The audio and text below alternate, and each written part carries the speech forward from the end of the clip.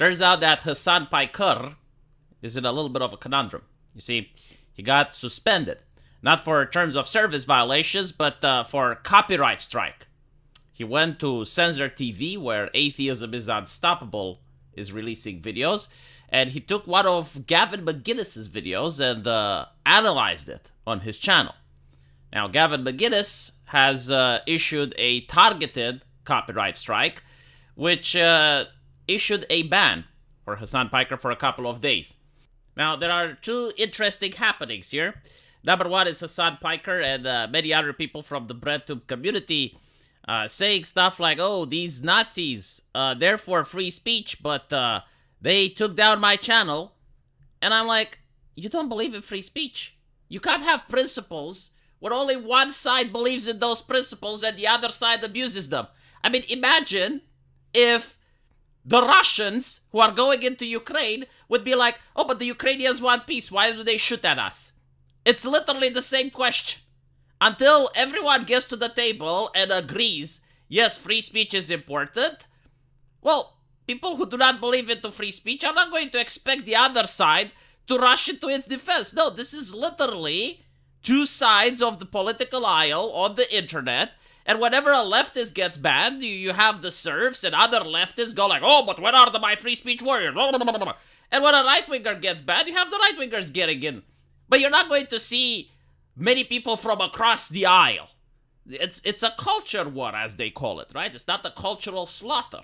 Like, it would be ridiculous. Like, imagine the situation when every time a person gets banned, the far left cheers, and whenever a far leftist gets banned, everyone tries to help them. It's like, no, it doesn't work that way. Like, you are creating the meta. You have created the new patch, which allows for other people who would want free speech to cheer when you get censored.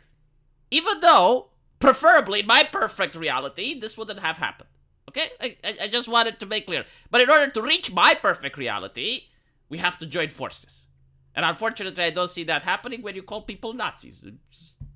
But anyway, the other question is whether or not the copyright strike was legit.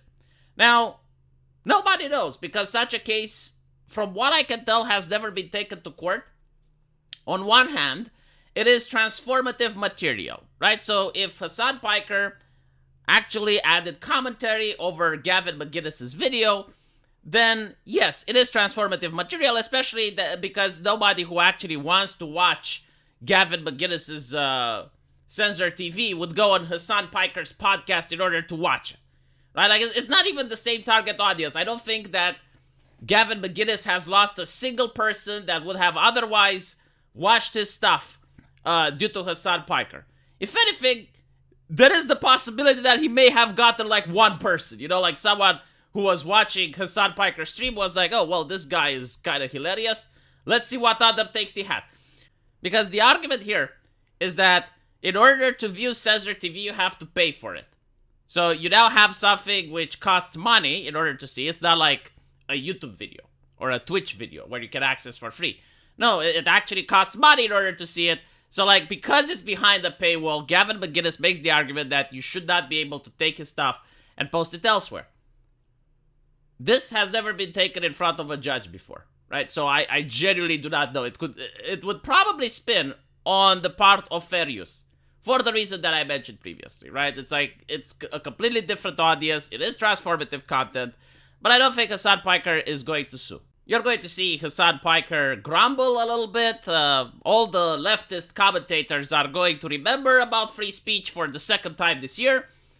And that's pretty much it. The problem that I have with this is that Twitch, as a platform, has allowed creators to genuinely violate intellectual property. I mean, there is the famous meme with Hassan Piker React video, where it's just like an empty microphone and he's got out there eating or doing God knows what while Tucker Carlson is speaking. Like, you can't do that on YouTube. On YouTube, you get demonetized for duplicate content if you do that. Because YouTube understands, like, you're not doing, like, enough to have this transformative content, and they don't want the users to get sued. But on Twitch, I have seen people, like, take actual music videos.